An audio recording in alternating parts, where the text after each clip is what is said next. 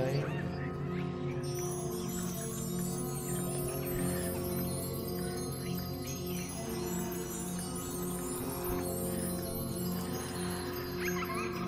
Did you live here?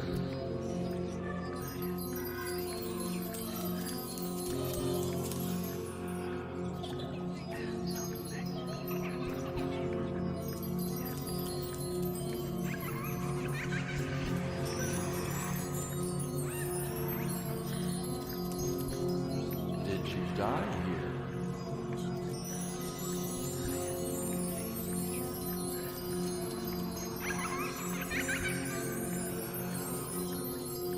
Do you want to take a trip?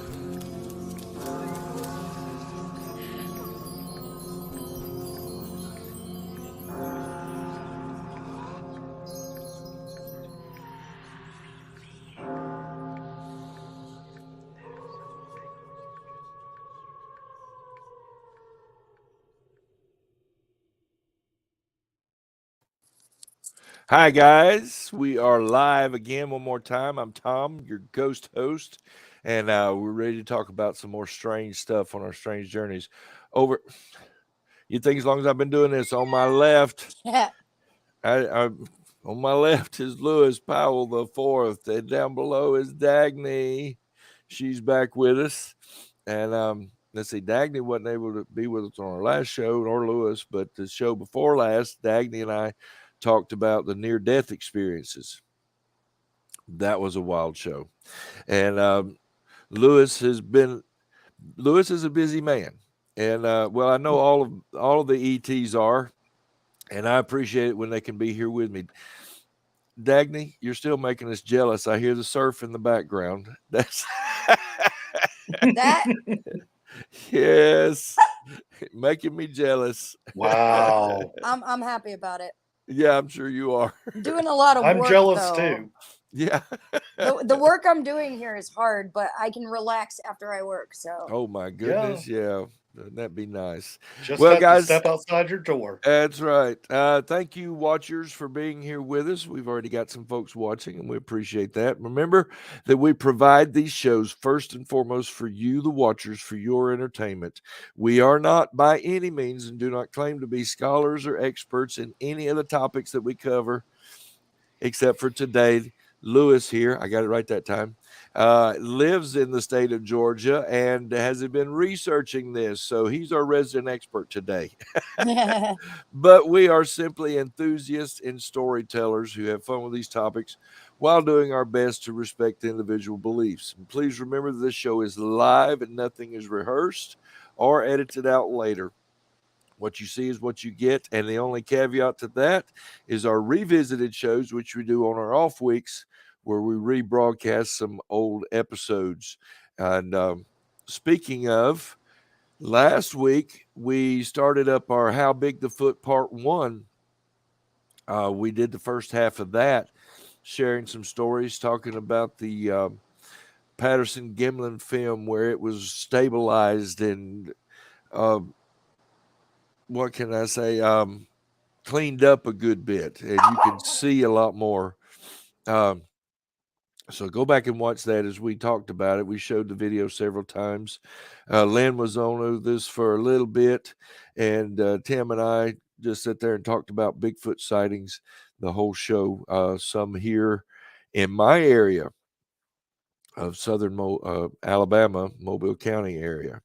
And then the last live stream, I was there by myself for a little bit. Andrea came in. We talked about uh, there and back again, which that was a wild show.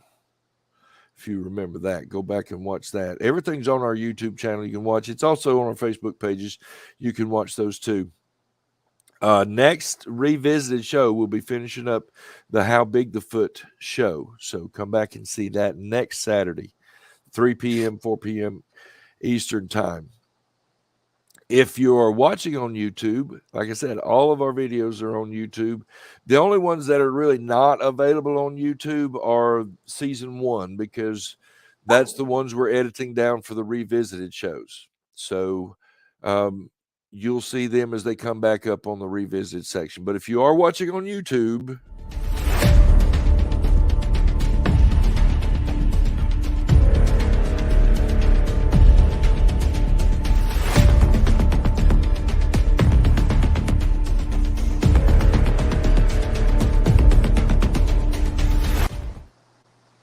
click that thumbs up and subscribe to the channel. and like I said, one day I was just sitting there watching YouTube videos and my grandson pops up and says that. And I was like, I got to get that on video. And so, and if you could support us a little bit every month, always helps. We would certainly appreciate it.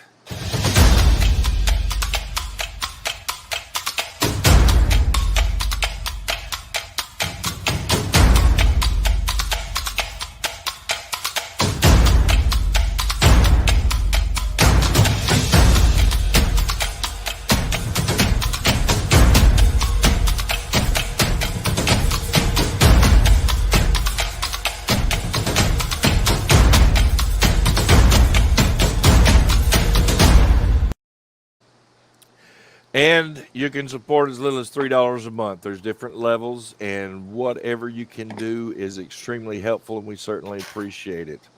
And another way you can support the show is through our Strange Journeys stuff at strangestuff.live. All you have to do is just go there, find some merch with the strange stuff on it, and buy it, and you're helping the show. So whatever you can do is most helpful. I'm trying to do this with two different screens, and I'm not used to that, so bear with me. If you're watching, you can get a t-shirt that says The Watchers. That's who you are. Pillows, mugs, even a bag, and a Strange Journeys shirt. So whatever you can do there to help us, we would certainly appreciate. Now, like I said, 2 weeks, well, it's actually been a month ago now that we started our first Strange States series, and started in Ohio. You know, like the little Animax said, are we dead or are we just in Ohio? You know, and I had to use that to start the show. Well, this week we wanted to delve into Georgia, and for some strange reason, maybe because I was raised there, I've been getting a hankering for doing Mississippi. As a matter of fact, I had Georgia on the list, but without even realizing it, I started working on Mississippi, and I'm like, no, I've got Georgia coming up. So I've already had the logo set up for Mississippi and everything. I was like, crap, I'm doing Georgia. So we'll probably go into Mississippi on one of the next shows, but I got a lot of stuff for Illinois now. Excellent. Almost ready for Illinois. Well, that's I know there's some strange stuff in Illinois. That could be a 10-part show. That one. Probably. Well, all of these could. Yeah, for real. Oh man, there's so much in Georgia. I was like, no, I don't have time for that. No, I don't have time for that. So it's the same with Ohio, that we're going to run into that on every one of them. When we get to Alabama, I want to have Will Elric back. I haven't mentioned this to him yet. So Will, if you're watching, I want to get you back when we do Alabama, because he's got that book out that I read about all this strange, weird stuff. And it's not all paranormal. Some of it is, most of it's not. But some of the legends and lore of Alabama, it's a cool book. But today we're talking Strange States, Georgia.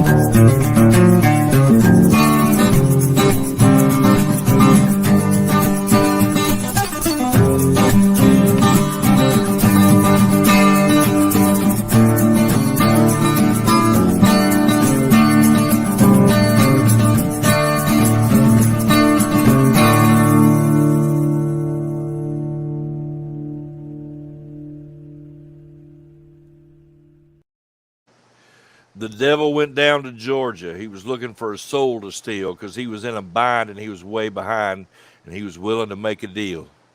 In 1979, Charlie Daniels told a story on his Million Miles Reflection album about a duel between the devil and a young man named Johnny using fiddles to determine who would be considered the best fiddle player in Georgia. And you all know the rest of the story. I've even sang that song, no telling how many times doing karaoke, because I'm one of the few people that actually remember all the words. That's the year I was born, and I had my boyfriend's boy was learning to play fiddle, and I had him learn that song. Oh, excellent. Excellent.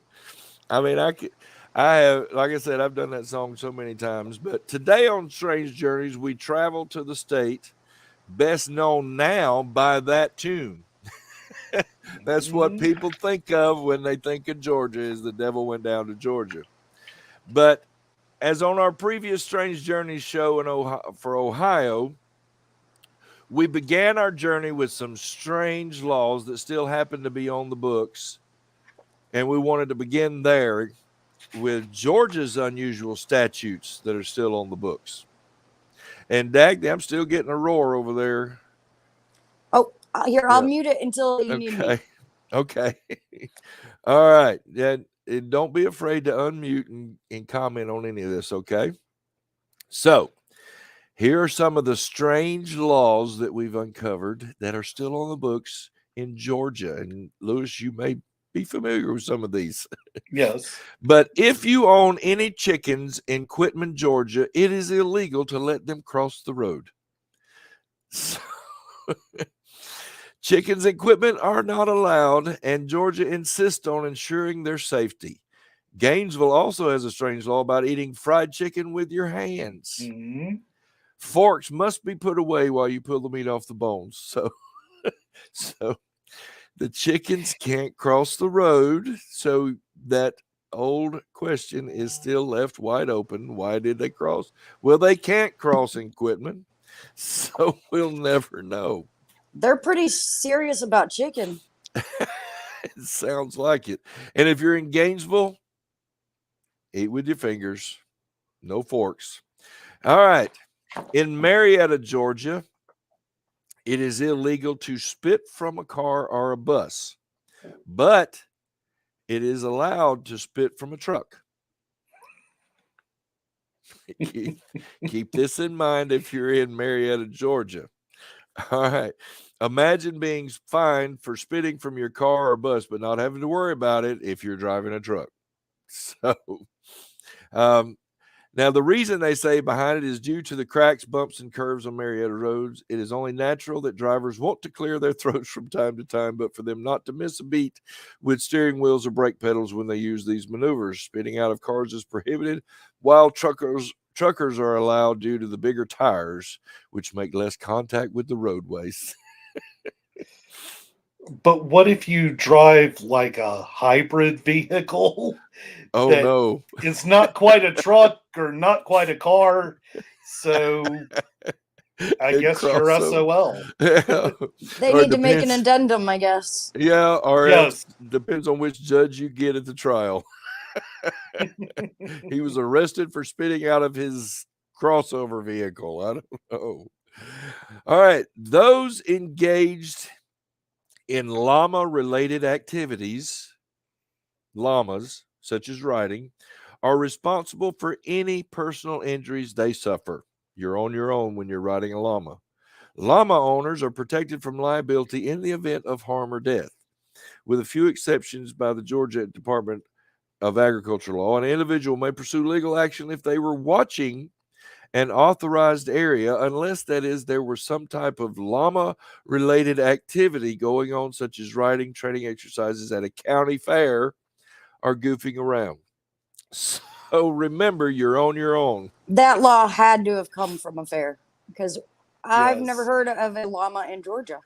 Yeah. For any other reason. Well, I have a friend who has he owns a herd of cattle, and he actually has several llamas that live in the same field with his cattle.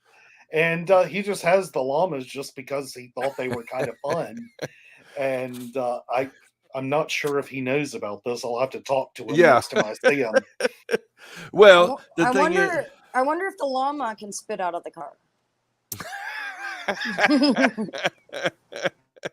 you raise a good point there, Dagny. If he's riding in the back of your truck, sure, not a problem. Well, I guess it only concerns the liability. If that spit Right. hurts someone, then you might be liable to get sued if the Unless llama it caused death.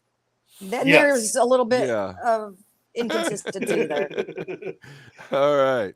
Well, Lord, what I was fixing to say, at least your would you say your uncle owns the llamas?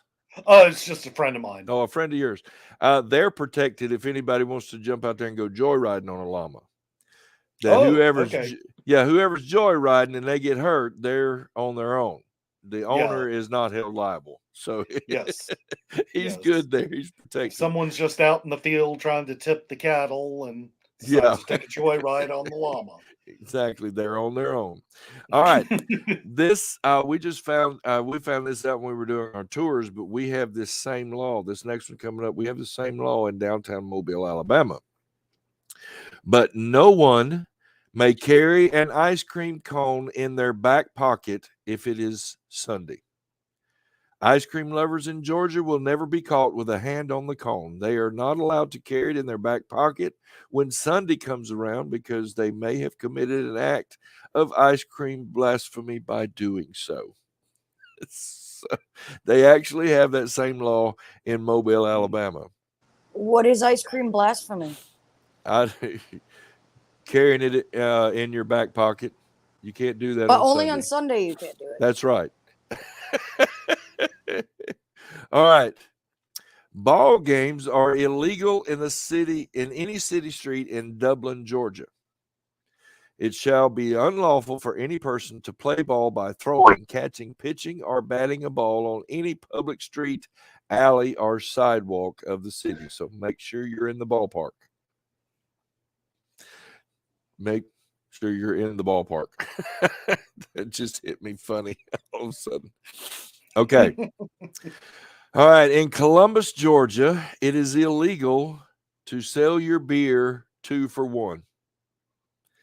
This law was created to protect a local craft beer company that had opened up shop after Prohibition ended and wanted an even playing field with the larger companies. So in Dublin, there's no 2 for $1 specials on beer. In Columbus. In Columbus. Okay. And I probably know the people responsible for that. Oh, yeah? I went to school in Columbus, and there is a one of the first craft breweries that I know about opened on Broad Street in, as they call it, Uptown Columbus. So I have a feeling I know who's responsible for that law. Well, yeah, they wanted to cull back the competition because the big companies could sell their beers cheaper than the craft beers. So if they're not allowed to do a 2 for $1, then they makes sense. All right, in Ackworth, Georgia, pay attention. All citizens must own a rake and use it to do their civic duty. Most people don't know this law exists and often are surprised when they find out. In Ackworth, Georgia, it is legal for any citizen not to have their very own personal garden tiller or weeder to keep the municipality free of pesky weeds and leaves that can only grow wild if there isn't someone immediately available with the dedicated attitude towards pulling them up by the roots one at a time. So they must have the cleanest city in all of Georgia. So I wonder if you walk through there and you see everybody raking their yards every day. Okay, back to Columbus. Carving your initials on a tree can be illegal in Columbus, Georgia, whether it's public or private property. To avoid this violation and potential consequences, get creative with other ways of expressing yourself. Okay. Now, Columbus does have a lovely number of very old trees, so that might kind of make sense in Columbus. Yeah, and I think well, I won't go there because there's Mobile is known for the oak trees, the old Mhm. oak trees, and so there are laws regarding the trees Oh in yeah, Mobile. So, but I know that, but I can't think. Nothing comes to mind right now. But I can right. see that they don't want the trees carved up. Oh yeah. Okay, in Atlanta, you was wondering if we'd ever get to Atlanta. You can tie an animal. You can't tie an animal to the pole or lamp, but you can pet one if it's there. Okay. It's against the law to tether their domestic animals on poles. However, this rule does not apply when they are being treated with care by veterans and other animal professionals who meet all the local regulations regarding such practices. So there you go. You can pet your animal, but you can't tie it to a pole. All right. Well, I just wanted to go over some of those fun things before we get into all the strange stuff. Now, Lewis has southernspiritguide.org, the blog where he blogs about, is it 13 states in the South? Yes. And Georgia. I mean, well, I was thinking about this earlier, Lewis. Is Georgia your home state or did you move there? It is my home state. I was Okay. born in Decatur, Georgia, which Okay. is up just adjacent to Atlanta. And when I was about 3 or 4, we moved here to LaGrange in Troup County. Okay. So I'm about um, an hour and a half drive south of downtown Atlanta. All Well, right. then that makes sense why you wanted Georgia to do Yes. research on. Yes, indeed. Well, I mean, I was thinking you were, but we had never just actually clarified that. Right. Because even though I was born and raised in Mississippi, I'm in Alabama. Dagny is Hmm. from Illinois. Were you born in Illinois? I was military. Oh, okay. Ah. I was born in Ohio, actually, and I'm glad we started with Ohio because Yeah. I think that's the weirdest state there is, and I really want to see you try to top it. Oh boy. Well, there's some weird stuff here. Yes. Okay. Now, he is Lewis. If you don't know, I mean, if you've been watching since the beginning, you saw Lewis was one of our very first special guest, and then he came back on several times after that. Which we're going to have to get back to the haunted theaters again one day, Lewis. Hmm. I know we're going to have to go back to that eventually. But we kept asking him on so much, I finally just asked him to be an ET. So he agreed, and now he's part of the team. But being that he is from Georgia and has researched Georgia, he's primarily going to be telling most of the stories today. I'll chip in every now and then, but he actually knows more about this than the rest of us. He suggested some Hmm. stories that we go over, and so that's the ones we're basically going to focus on. So the first one that, Well, actually, but yeah, before we get started, let me just throw this in. okay, When you read from Devil Goes Down to Georgia, it reminded me of this story. Um, there's a story in Catherine Wyndham's yes, 13 Georgia Ghosts and Jeopardy about a gentleman in Washington, Georgia, which is over in East Georgia.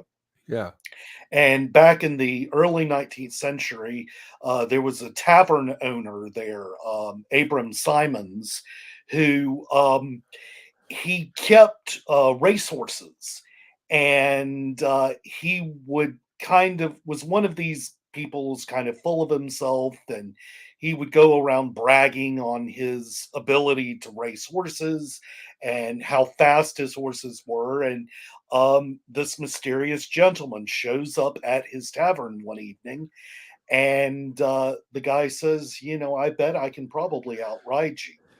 So he ends up racing this guy on their horses. And I don't remember if the guy actually uh, won the race or not, but eventually it was somehow made known that the gentleman Mr. Simons was racing against was the devil. Oh. And he Mr. Simons died sometime in the early 19th century and was buried near his old tavern. And supposedly, you can still hear the sounds of a horse running on that road. Wow. And they say, well, according to Mrs. Wyndham, that Abram Simons is still racing the devil. Yes. But yeah, I just thought of that story relating to the devil went down to Yes. Georgia, and You it know, looks like he probably did, at least in one case.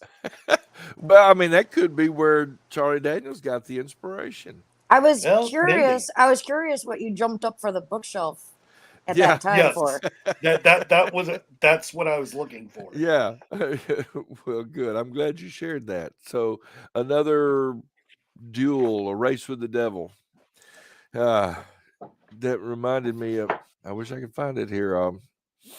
Our my niece by marriage to Lynn. Lynn's niece has a cool little song called "Fighting with the Devil." A good folksy new acoustic sound thing. It was pretty cool. A few years old. She'd come and do it at our shows sometimes, and we'd be out doing shows. All right. He mentioned you mentioned one that I had vaguely heard about, Mhm. and I probably in one of the many UFO shows I've watched about President Jimmy Carter. Mhm. Now, um, Jimmy Carter was, most of you know, was a governor in Georgia before he became president of the United States. But about 2 years before he was elected governor of Georgia, he had an encounter. Do you want to recount that to us, Lewis? Sure. This happened in, and I just pulled out one of my sources. It happened October 6th, 1969, about 7:15 p.m. And Jimmy Carter was in the small town of Leary, Georgia, which is located in southwest Georgia in Calhoun County. And he was there to make a speech for the local Lions Club. And about 30 minutes before he was supposed to give the speech, one of the men attending the meeting says, "Well, you won't believe what we're seeing outside." And so he walks outside and looks up into the sky, and there was what has been described as a UFO. Um, let's see, Jimmy Carter described the object as being a bright white light and as being as bright as the moon. He said it was said to have closed in on where he was standing, but that he stopped beyond, or that, let's see, the light stopped beyond a stand of pine trees some distance from him. And the object changed color, first to blue, then to red, then to white, before appearing to recede into the distance. And he went on to say that he felt that the object was self illuminated and not solid in nature. And Hmm. while he's standing there, there were about 10 or 12 other people who also saw all of this at the same time that Jimmy Carter was Wow. witnessing that. Let's see, and this is a quote from 1973. He said there were about 20 of us standing outside of a little restaurant, I believe, a high Wow. school lunchroom, and a kind of green light appeared in the western sky. This was right after sundown, and it got brighter and brighter and then eventually disappeared. It didn't have any solid substance to it, it was just a very peculiar looking light, Huh. and none of us could understand what it was. And then in 2005, speaking on the same subject, he said, all of a sudden, one of the men looked up and said, "Look over in the west." And there was a bright light in the sky. We all saw it. And then the light, it got closer and closer to us. And then it stopped. I don't know how far away, but it stopped beyond the pine trees. And all of a sudden, it changed color to blue, and then it changed to red, then back to white. And we were trying to figure out what it was, what in the world it could be, and then it receded into the distance. Good. Now, this is, fairly significant that a man who would end up, of course, becoming president, did have Yeah. this experience seeing an unidentified flying object. Right. And interestingly, Carter is not really immune to the paranormal. In fact, he and his wife Rosalind, uh, the I believe it was the first house they lived in Plains, Georgia. And this is a house that, if I'm correct, is preserved as part of the Jimmy Carter National Historic Site. They rented this old house, and it was a house that had a ghost. And Wow. they had several experiences with the ghost. I'm not sure if they have continued to report activity. But then there's a great little story that's also somewhat related. Now, for those of us who know about Jimmy Carter, we all know he is a very religious person. He was, Right. for most of his life, he has been a devout Southern Baptist. Right. And uh, early on, this is early on in his life, he also served in the U.S. Navy. Yeah. And during that time, he had gone home to visit his family, and he had several Navy buddies with him, and they heard about a fortune teller living nearby to Plains. Okay. And let's see if I can remember the name of the fortune teller. This fortune teller was a man who lived outside of the town of Buena Vista, Georgia, and this man had styled himself as this kind of genius fortune teller, and he had developed his family farm into what was an essentially an artistic installation. And he called the place Passaquan, That's and weird. he renamed himself. His name was Eddie Owens Martin, but he called himself Saint Eom or Saint Ohm, based on his initials, Oh, EOM. okay. Okay. And he actually made his living telling people's fortunes, and people would go out to Passaquan. And Passaquan was this, or still is, this brightly painted, with all these brightly painted buildings and these statues that he has installed throughout the family farm. So Jimmy Carter goes out with his Navy buddies to get his fortune told. But being a devout Southern Baptist, Jimmy Carter said, "Well, I'm just going to sit in the car." Yeah. So his Navy buddies went inside and they got their fortune told by St. Ohm. And afterwards, St. Ohm walked the two guys out, and he noticed this guy sitting in the car, and he said, I've had this revelation. And so he goes up to Jimmy Carter and he says, "I have a sense that you're going to do great things. You're going to go on and be somebody." Yeah. And so Jimmy Carter took that and, he thought it was interesting, and Yeah. of course, then he goes on and becomes governor of Georgia and Hmm. runs and wins the seat of the presidency. So just after he had been inaugurated, he and Rosalind and their daughter Amy were down in Plains, and he decided to go see Saint Ohm. Oh, wow. And so the Secret Service had been out there before his arrival to check and make sure everything was okay. So you can imagine this presidential limo driving up in front Yeah. of Passaquan, and Jimmy Carter and his family get out, and Saint Ohm is there to meet them at the door, and he says, um, "My dogs don't like these other gentlemen," and he points to the Secret Service agents, and he says, "My dogs have a tendency to know who is telling the truth and who's not, and they just don't like these men. So I don't think these men need to come in." So the president and Rosalind and Amy all go into the house without the Secret Service agents, Yeah. and they toured the compound and quite possibly had their fortunes told, but Jimmy Carter had remembered that incident Wow. where he, as a young man, had been told he would go on to do great things. So it's very interesting that he would go back and the Secret Yeah. Service would be kind of held at bay.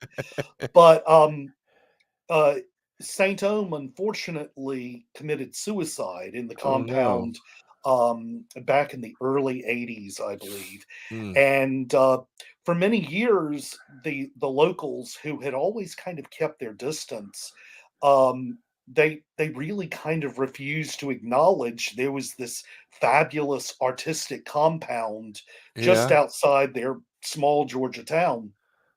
But the compound has been recently taken over by Columbus State University, my alma mater, and they have brought in a company to do a full restoration. And the place is now open as a museum. So if you look up Passaquan on Google, you can see some of the pictures of this fabulous place. And the name is spelled Passaquan, Passaquan. Yes. And this place is just absolutely an astounding place to visit. Um, I don't quite know if it's haunted. I kind of have a feeling that Saint Ohm is probably still there and watching over his old home. But the people who are in charge there, I've talked to at least one of the people who's in charge, and he doesn't really like ghost stories or telling ghost stories, and wouldn't share with me if the place was haunted or not. But Right. like I said, I believe he's probably still there. Yeah. Well, And I those are some found this. pictures of Yeah. Saint Ohm, and he would wear these. He made all of his own clothes and would wear these just fantastic outfits just for going into town. Wow. And that shows the restoration of one of the jungle room. That's cool. Well, I'm glad you brought that up. That'll be, Yes, if you're watching, go check this out. That's a pretty wild place. yes, Yeah, I want to see That's this. cool. That sounds cool.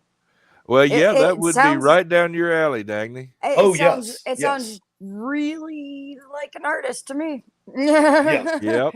And he was Saint Ohm had been he was born and raised in Buena Vista, and at some point ran away from home in his early teens and ended up in Columbus, which is the largest nearby city.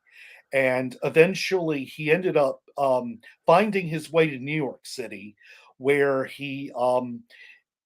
I believe he made his money telling fortunes by reading tea leaves at the Russian tea room. Wow. But he kind of had these artistic visions, and that's where the land of Passaquan came from. And then after a while of living in New York City, he returned home and developed his family farm into this just fantastic artistic installation. Wow. And its connection to Jimmy Carter. That's pretty wild. Yes, yes. That's pretty wild. Um, I wanted to go back to Jimmy Carter's sighting. Something that stood yes. out to me Hmm.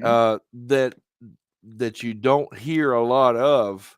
I mean, they talked about the lights, but he said Hmm. it didn't show a lot of substance. It's Yeah. almost, from what I pick up, it's kind of transparent.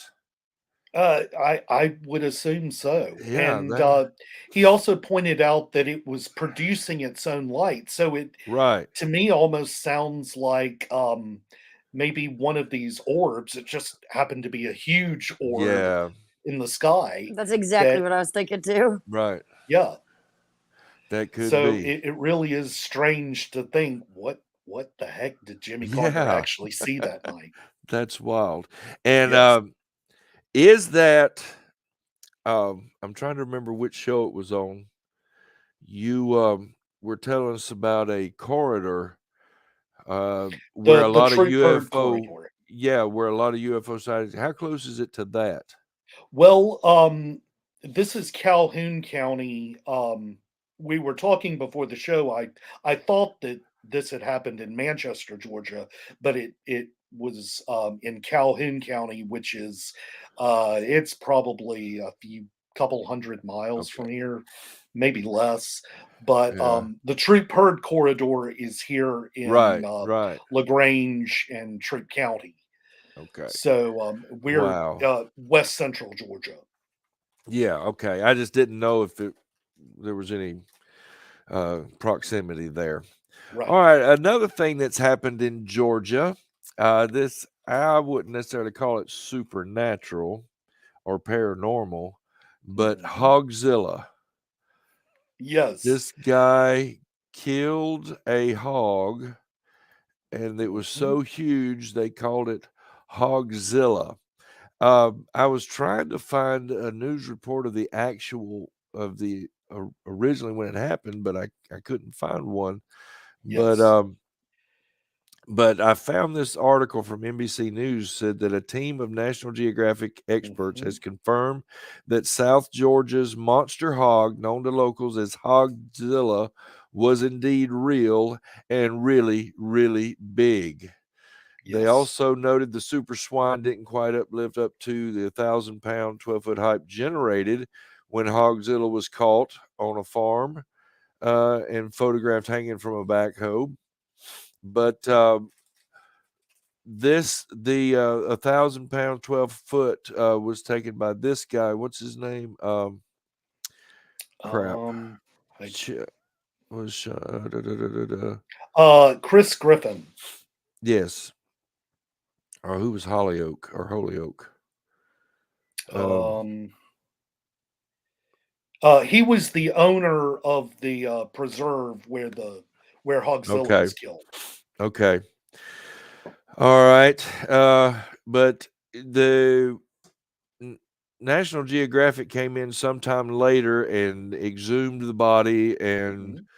and found that it probably wasn't as big as what he said, um, but his response was, "Hey, it's been in the ground for 6 months.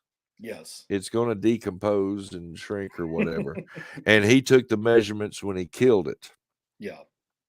Yeah. And there was a what show was it? Some show, Monster Quest or one of those actually did Hogzilla, and they Mhm. found some more of these around the South. And I do know there have been several very large wild hogs killed in Alabama, even Right, fairly recently. right. And this happened in South Georgia. Much of South Georgia are these piney woods, and that's where Hogzilla was found. I don't remember exactly where. Um, let's The see. town is 180 miles south of Atlanta. What was the name of the town? Um, I don't remember. Uh, I'll have to But look that up. they have a Hogzilla theme for their fall festival with a Yes. parade featuring a Hogzilla princess, children in pink peg outfits, and a float carrying a Hogzilla replica. So Yes. they Near Alapaha, Georgia. yeah, And Alapaha is Berrien County, which is that's southeast Georgia. right. Now, Lewis, you mentioned the fact that you had a run-in with a feral hog. Was it a Hogzilla? It wasn't a Hogzilla, and I saw it only briefly. I was out at the Lake Eufaula National Wildlife Refuge, which is right on the Chattahoochee, on the state line between Alabama and Georgia. I was actually on the Georgia side, and I was out there bird watching and walking out on this dike. And as I'm walking out, I kept hearing this kind of snarling and growling from the woods nearby, and I thought, "What is that?" And I initially thought perhaps it was an alligator, because this place is absolutely crawling with gators. But as I'm walking along, I see maybe 100 yards ahead. I heard the growling and snarling, and I look up, and there's a very large wild hog walking away from me. And I thought, okay, I have no idea what I'm supposed to do. I know these things can chase you, they can run very fast, and they Mhm. can and will kill you Oh if yeah. possible. And so I decided, well, I guess I need to turn around and go the opposite direction. So I turned around and quickly got out of there. But thankfully, it was moving in the opposite direction, and Yes. I don't believe it was a Hogzilla, but I think I was too scared to even really stay long enough to determine whether or not it was. Well, I was raised on a farm, and but I mean, in my preteen years, my grandfather had a big giant pig pen and Hmm. hundreds of hogs and pigs, and we would have some boar hogs that would get 300 or 400 pounds, Hmm. and I mean, they would be 5 or 6 feet long, 2 or 3 feet high, but we never saw anything that massive, you know, Oh like yeah, Hogzilla. I yes, mean, that's I'd say about half that size of what we would see. I oh do yeah. quite a lot of hiking and camping. And I Hmm. like your point there, Lewis. I think I should research about what to do if one of those comes up. Well, I I ended don't up have a clue talking. either. I talked to a relative who is an experienced outdoorsman, and he said about the only thing you can do if they're charging for you is to climb a tree. Yeah. That's And what I was going to guess. about the only things around on that dike were some small pines, and I don't know if I could have just climbed directly up the trunk, or I don't know that I would have been strong enough to do that. But Yeah. I Wow. guess if I had enough adrenaline going, I was going to Oh say, yeah. maybe if you were scared enough, you could do it. yes, If there yes, was one hot on your heels, it'd be real yes, easy to indeed, climb. right, All right. right. Hey, if you're watching and you know anything about Hogzillas, let us know. It'd be kind of pretty cool. I can't remember what it was. It had to have been Monster Quest or one of those. Or I'll have to go dig it up after the show. But I remember watching one of these documentaries on Hogzillas, and they were down in southern Louisiana and Mhm, Georgia. Now I want to go to probably the most haunted city in Georgia. Few stories from there. Um, Back when I worked, you've heard me mention this show is an outgrowth of the tour we used to do in Mobile, which was started by a company out of the Northwest, called Spirit Expeditions. I worked for them for a while, founded the tour in Mobile, and uh, eventually went to work for the home office where I was training tour guides and overseeing about 30 or 40 tour guides along the East Coast, including Georgia. And we tried for a long time to get into Savannah, and we could not because we were not local. I mean, we could have if we'd have paid a lot of fees and and got all the Yeah. licensing and everything, but they they wanted to focus on local tour guides, and which is fine, and I respect that. But we knew that uh, we we really wanted a tour in Savannah, but I mean, there's God, this has been 10 years ago now, so I don't even remember. But they were expensive fees, and the tour guides had to go through specific training Mhm. by the city of Savannah. I mean, it was a pretty in-depth and detailed procedure to work in the paranormal industry in Savannah. And Lewis, I found 6 locations. If you want to talk about these, or if there's some others you want to talk about. Well, Savannah is the first city in Georgia. It was founded by General Oglethorpe, who is credited as the founder of Georgia, and he sailed into the Savannah River and decided to set up shop in April of 1733. And he is the man who laid out the city of Savannah. He Ah, laid it out in a series of blocks and squares, and many of those squares remain. wow. And Savannah is one of the earlier places here in this country where the historic preservation movement started. So, Ah, as a result, a huge well, actually, several huge historic districts remain in Savannah. And with such a large built environment of historic buildings and homes and um, all of these wonderful oak trees that were planted right, a few hundred years ago, it's not it certainly is easy to accept the idea that there are still a lot of ghosts right. walking around in Savannah. But among the places on this list, one of my favorite places is a place called the Marshall House Hotel, Ah, and this is a it's an antebellum era hotel, and there it is. The Marshall House opened mid 19th century, and during the Civil War it actually served as a hospital.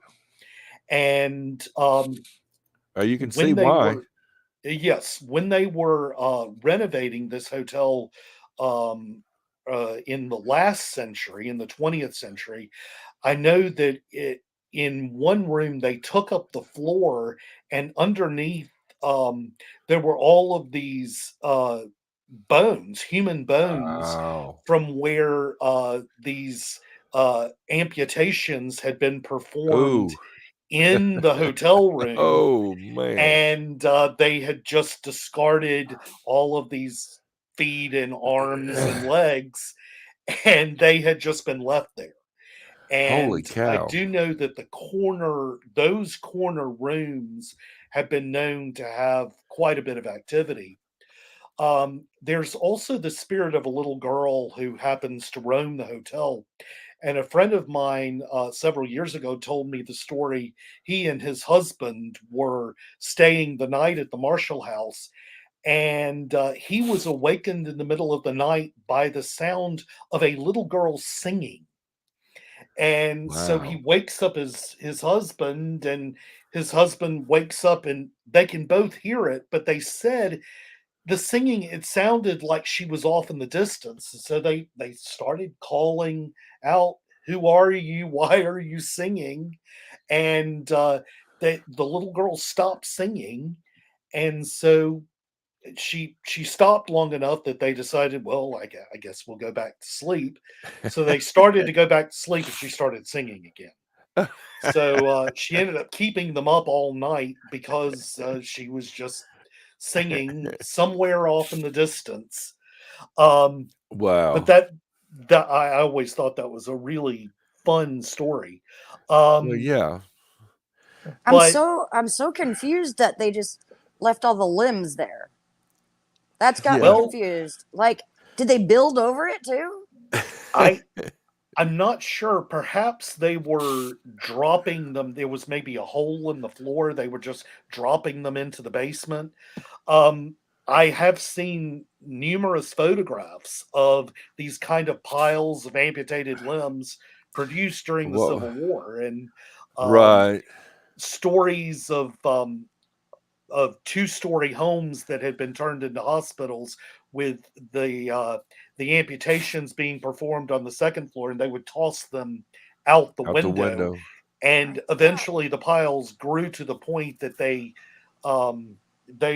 were just outside that second floor Oh window. I God. really hadn't considered it before, but you don't really bury it. I mean, Yeah, nowadays yeah, we put it in an incinerator or something, but like, yes, yes. Well, it weird. reminds me of what was the Johnny Depp movie and Helena Bonham Carter?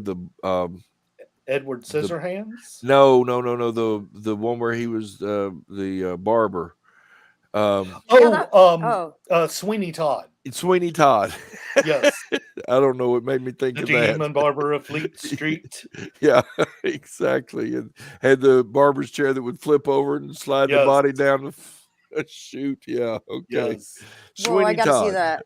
Oh, it was, and it's a musical, Dagny. It's crazy. Okay, that sounds great. It's a Stephen musical. Sondheim is absolutely wonderful. There's a I like great. anything Johnny Depp is willing to get involved in Well, because he true. always does something weird. It, Oh yeah, well, there's a great song where they're singing.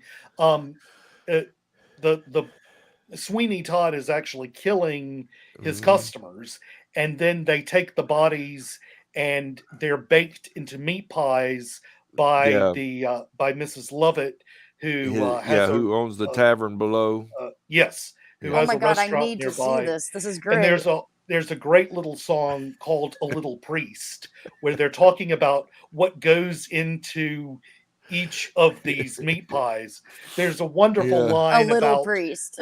yes, there's a wonderful line about it's a shepherd pie served with actual shepherd. Yes. Yes. It is a dark, macabre, uh, kind of a dark humor, dark comedy Mhm. musical. I mean, it's just That sounds it's amazing. strange. I'm surprised I missed out on that. Yes. Yeah, you gotta Well, go check it out. go look it up. I Yeah, will. Sweeney Todd.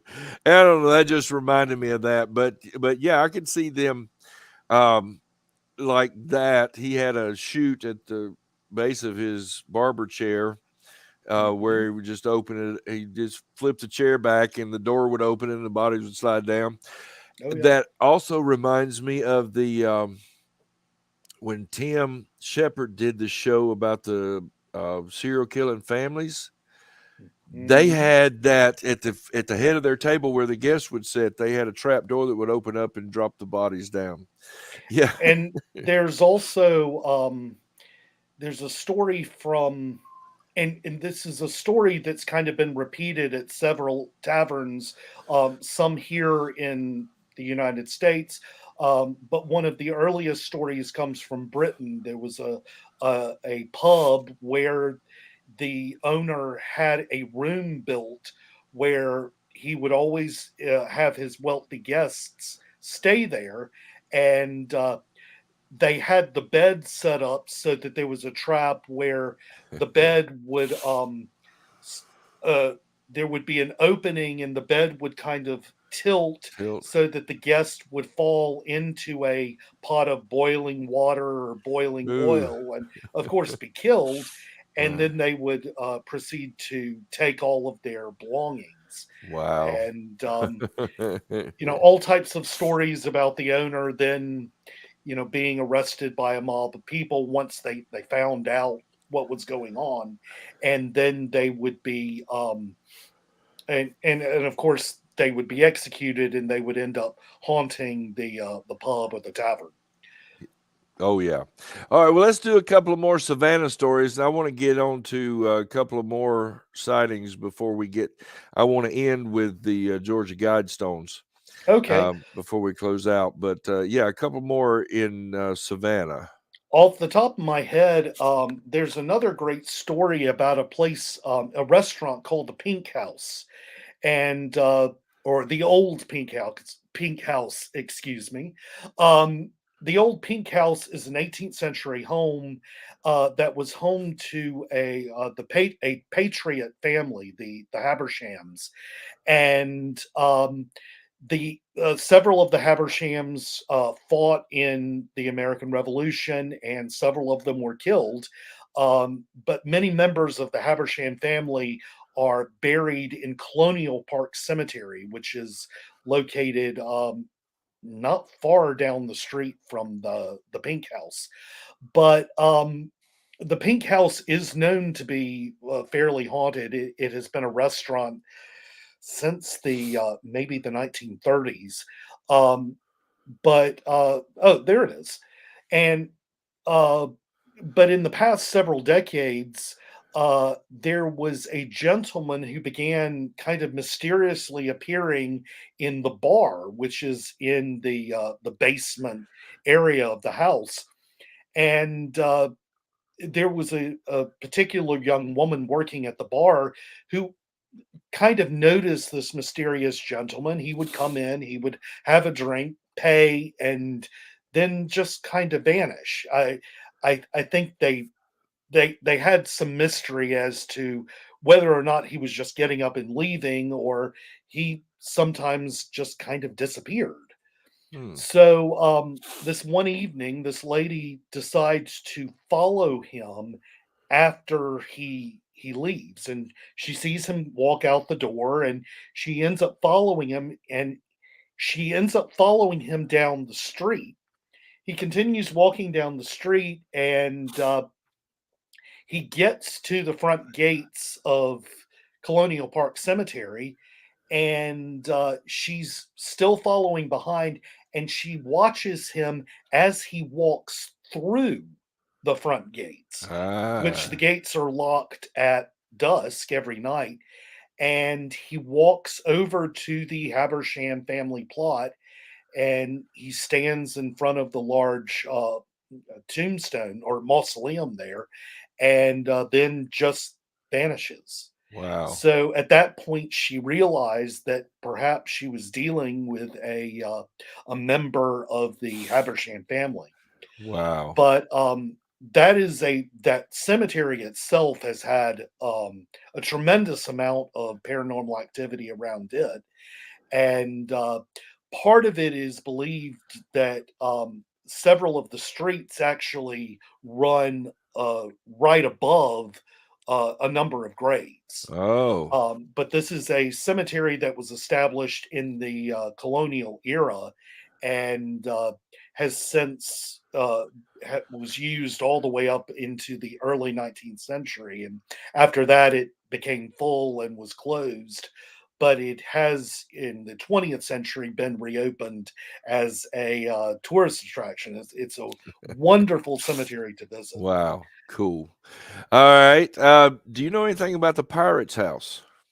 The Pirate's House is it it it is inside. It's one of the oldest buildings there in Savannah. I actually had dinner there the last time I was in Savannah, Wow. and they took us into, and you can't see it in this picture, but there is a building that's part of that complex that is the oldest building, or considered the oldest building in Savannah. Wow. And our dining room was in that section of the restaurant. Excellent. So they, as soon as they seated us, we sat down, and I look up and happen to hear the waitress telling ghost stories to the next table. And she's talking about all of these personal experiences she Wow. had had in that dining room. So she ends Nice. up telling stories to everyone in the dining room,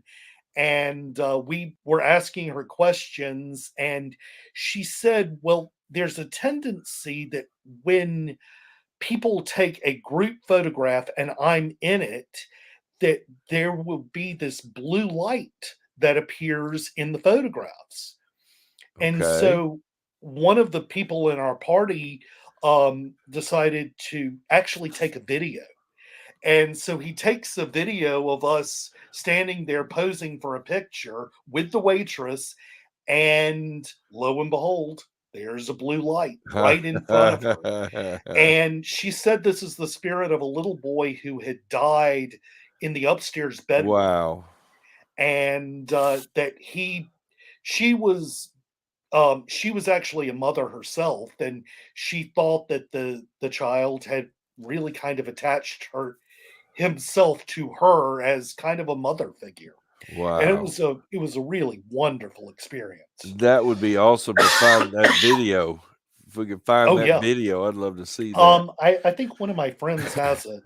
I'll have to see if I can get a copy of it Yeah, from that him. would be awesome. All right, let's move on. We're already over an hour. Yes. There is again, it's just like Ohio. There's just so much. Yes. Before we get to the guide stones, I want to talk about Old Green Eyes. Old Green Eyes is a creature that supposedly prowls the Chickamauga battlefield. Um, the Battle of Chickamauga was fought during the American Civil War, 1863, and Chickamauga is in North Georgia, not far from Chattanooga, Tennessee, which is sits right up next to the state line with Georgia. Right. And this was a very bloody battle that was fought there. And there are some sources that say the name of the battlefield, which comes from Chickamauga Creek, that Chickamauga Creek is the name supposedly comes or supposedly means river of death. Um, and some people say that perhaps this creature had been prowling the land for just millennia, or since the Native Americans had existed there. Um, but certainly after the Civil War, people began to encounter this creature with these glowing green eyes that tends to walk around on the battlefield. Wow. Now, when I visited a number of years ago, I walk into the visitor center there, and this is a National Park Service property. And Right. as I'm browsing in the bookstore, I hear one of the rangers starts talking about Old Green Eyes. And he's sitting there and he's talking loudly enough that, everyone there could hear him very clearly. And he goes on this rant about, well, I'm sick of these people talking about Old Green Eyes. And I just wish they'd all realize that this was a story that was made up in the 70s. And he kept going on and on about just how I'm tired of these people trying to investigate here. And I just don't believe in ghosts. And the National Park Service doesn't believe in ghosts, and so forth and so on. But there have been repeated encounters with this creature with glowing eyes. People drive across the battlefield late at night and have encountered this creature. Um, I don't know how much validity to give to the legend, but Right. it is a really kind of fun legend to tell. Though Green Eyes is seen near a tower that was constructed, a memorial tower constructed on the battlefield, and there have been a at least a handful that I know of suicides that have taken place from people getting into the tower late at night, and they'll climb to the top and throw themselves off of the tower. Oh my goodness. And some people have attributed that to the existence of green eyes. Again, I don't know how much validity to put into green eyes, but they're definitely, this is a battlefield that has a lot of activity, and it's quite possible there could be this kind of demon-like creature that is continues to roam the battlefield at Well, night. I mean, this is the artist rendering that I found. Yes, yes, Um, but it looks like it's about twice the size of the bodies that are there. right, right. I mean, Um, is it like I a I think for the Bigfoot? most part, it's quite possible, and for the most part, I think people really only encounter the green eyes. So the green eyes kind of floating at a distance Oh, and okay. make it appear that there is something watching them from That's off in the wild. darkness. That's wild. Oh, that's I mean that another cryptid type thing. I mean, Yes, are we yes. saying? I mean, do people believe it's an actual creature like a Well, Bigfoot or something, or is it I just the think it's eyes? more attributed to maybe being more akin to something like a demon, so Okay, a spiritual entity. I get you. I get you. Okay, wow. All right, But now, mind you, North Georgia is crawling with Bigfoot and Appalachia. Sasquatch, and yes, I even fairly recently heard a report of a goat-like creature seen crossing a road up in Paulding County, Right, I've and heard of. that's up just north of Atlanta, but that's in North Georgia. Well, I Um, just joined a group on Facebook a few weeks ago, and I think I invited every one of the ETs. It's mhm. Appalachian folklore Yes, and cryptids, yes. and they mentioned that we'll have to ask on there if anybody's got any stories about old green eyes. Hmm. So, well, guys, we are well over an hour, and I want to get to the Georgia Guidestones before we close out today. Oh, yes. I have some pictures here somewhere. Uh, where are these located, Lewis? These are located just outside of Elberton, Georgia, and I heard it's this more is of a in. rural area. Yes, Elberton is fairly rural. It's the county seat of Elbert County, and Elberton is known in Georgia as the granite capital of the world. Um, there is a lot of granite that is quarried in that area, and it's a very fine granite, and certainly very appropriate for use in cemetery monuments and Right. tombstones. I went to a funeral in Elberton several years ago and was amazed walking through that cemetery Yeah. because there were all of these huge granite monuments. It was, in a way, it was kind of like going to a Las Vegas of cemeteries because everything was just so big, Yeah. and Right. That's cool. I'm standing there at this funeral, and it was not someone I knew very well, and I'm standing there looking around as the funeral is progressing, and I look over, and there was this, I mean, this probably 20-foot heart that had been carved out of stone, and then carved inside is the image of Jesus, and he is stepping out of the stone, and then on either side of the heart, there are these two carved granite pieces with tractor trailers carved on them.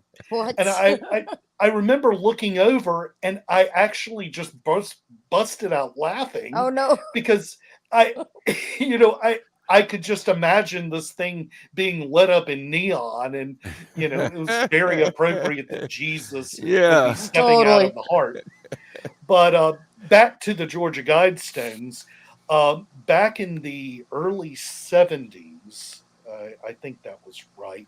Um, a man showed up at one of the offices of one of the local monument companies, and he said, "We have this somewhat secretive request, and the man gave his name very cryptically, Was it and Robert C. Christian? yes, Yeah. and he he gave that name, and he explained, we want to have this monument erected, and my organization is paying for it. And so they erected this monument. You can see the pictures of it. That it's kind of like Stonehenge in a way, but you have all of these granite tablets, and they are engraved in a series of rules that are being given to mankind. Mm-hmm. And each of these tablets is carved in a different language, Right. and there are even carvings in four, well, it's eight modern languages and then Right. four ancient languages. Right. Including And Egyptian hieroglyphics there on the yes, capstone. and these are rules for basically mankind, asking that we keep, or humankind to be more precise, that we keep the world's population in check, Right. and that you live in harmony with nature and things like that. Mm-hmm. But the way that these stones are have been erected, they are actually, during They'll one of the solstices, yeah, the summer sun will solstice. actually shine through and shine onto part of the monument. You can see a And kind that of slit. slot Yeah, right there down down the in the middle. central, um, in the central stone, Right. and the light shines through there and shines onto the ground beyond that. I'm trying to remember what was on the ground, but there have been some people who have suggested that the reason this was erected outside of Elberton is because this was considered by the Cherokee to be the center of the universe. Um, Okay, I hadn't heard I that. I don't know how valid that may be, but I can tell you it is really a kind of mysterious place to visit, Yeah. and a lot of people have reported very strange energy there in that area. And this is a place that's open to the public year round.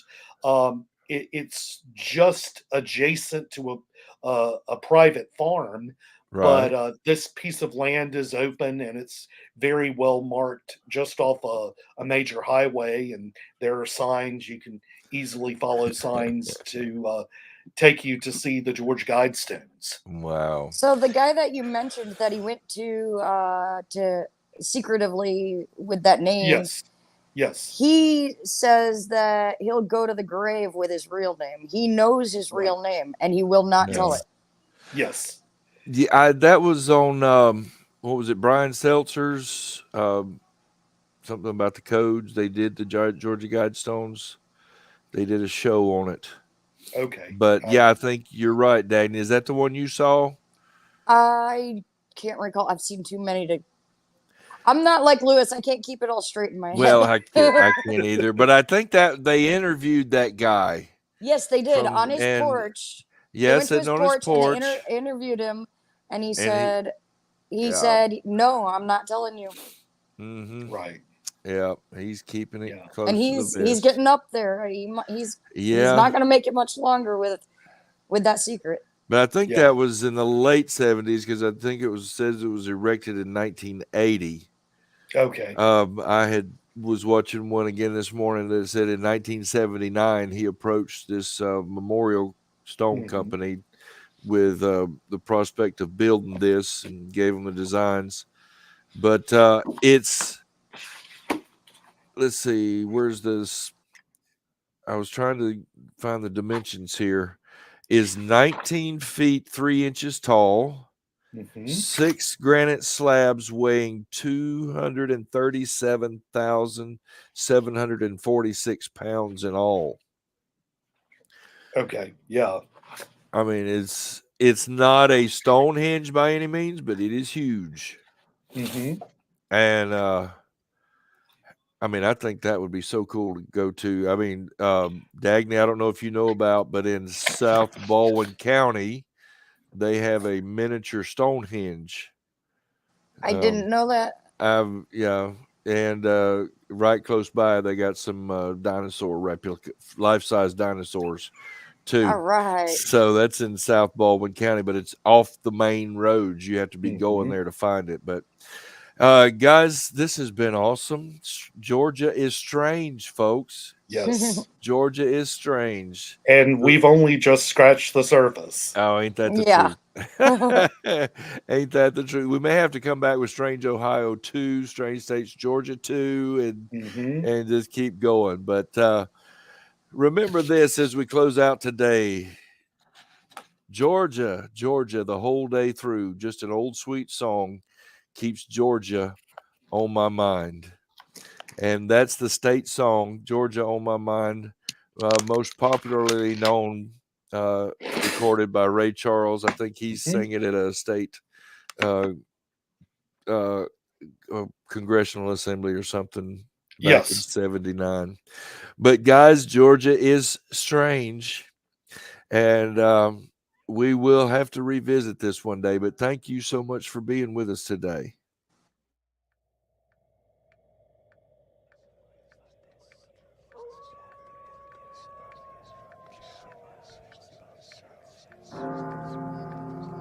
Is there anyone come with us? Did you hear that?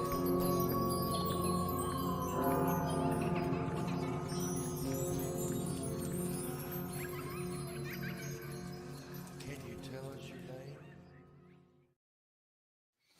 Again, thank you, watchers, for watching. Thank you, Lewis, for being here. Thank you, Dagny, for being here. Like and subscribe. Like and Yes. subscribe. I can't get the camera right either. Okay. Yeah. See, early on in the show, Dagny was supposed to do that every show and remind everybody to I like totally and subscribe. forgot. But we will see you live again in 2 weeks. But remember, next week is our second part of How Big the Foot. So join us then. Stay safe on your strange journeys, folks. Bye-bye.